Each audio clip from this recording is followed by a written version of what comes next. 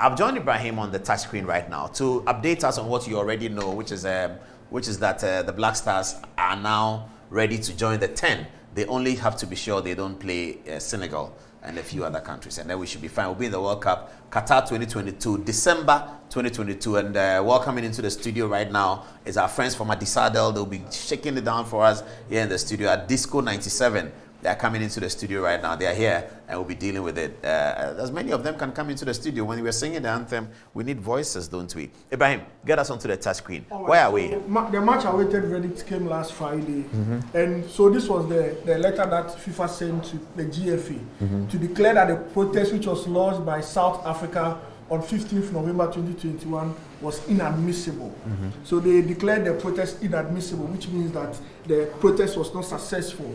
And also said that the decision had 10 days they didn't give them the main reasons why they took that decision. So if you were not happy with that decision, then you have within 10 days to ask for a full verdict, and then if you want to appeal, then you can appeal. So they didn't give the main verdict, the reason why they got there, but our research showed that they used the Article 46 of FIFA's disciplinary code and also Article 14 of the preliminary regulations for the FIFA World Cup qualifiers to reach their decision. And so we are going to go into that. So the FIFA Disciplinary Code 2019 edition, they used the Act 46 to reach that verdict. And if you look at the Act 46, the clause 1 says associations and their clubs are entitled to lodge protests. Protests must reach the disciplinary committee in writing, indicating the relevant grounds within 24 hours of the end of the match. And you remember that the GFA, their response to FIFA, made this point that the South African Football Association didn't send their protest on time. It was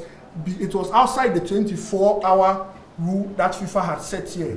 And that is part of the grounds that FIFA ruled on the matter for South Africa. You look at clause 2, and it says that the 24-hour time limit cannot be extended for the sake of the smooth running of the competition. So it means South Africa didn't really go by the 24-hour time. Also, you look at clause 3, the protest fee is this one, the South Africans paid it. And so as the protest wasn't successful, now they are not going to be refunded the protest fee again, which is that. But you look at clause 4, and clause 4 talks about when a process is admissible, because FIFA said that process was not admissible. Okay. So FIFA, if you look at clause 4, it gives basis on which a protest is not admissible. A protest can be admissible. Okay. And A is if there's an ineligible player participating in a match as a consequence of the player not fulfilling the conditions defined in the relevant FIFA regulations. And this does not apply here because So this will make a protest admissible? Yes, this will make a protest admissible. And they were not protesting against any of our players? They were not protesting against any of the players. And B, an unfit field of play, as long as the referee was informed as soon as the problem was. This is also not in play over here because they were not protesting about the field.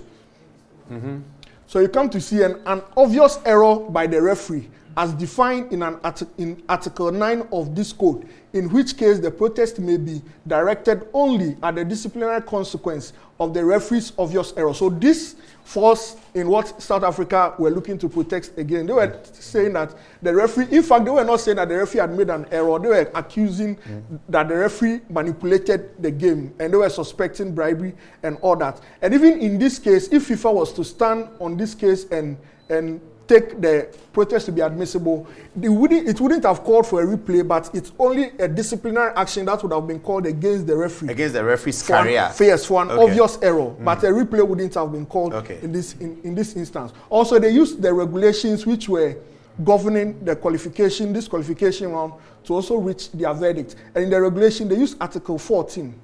You look at Article 14 also talks the same thing about the protest has to be 24 hours. So for the purpose of this regulation, protests are objections or protests and objections of any kind related to events or matters that have direct effect on matches organized in the preliminary competition of the FIFA World Cup, including but not limited to this state of the markings on the pitch accessory. So these are just, these things that the 14 talks about. Unless otherwise stipulated in this article, protests shall be submitted in writing to the FIFA match commissioner. So GFA also in their response made allusion to this one, that the SAFA didn't make their protest in writing to the match commissioner. They only made it orally to the match commissioner. And the match commissioner also stated in his report that he wasn't giving any protest in writing. So FIFA also stood by this to reach their verdict.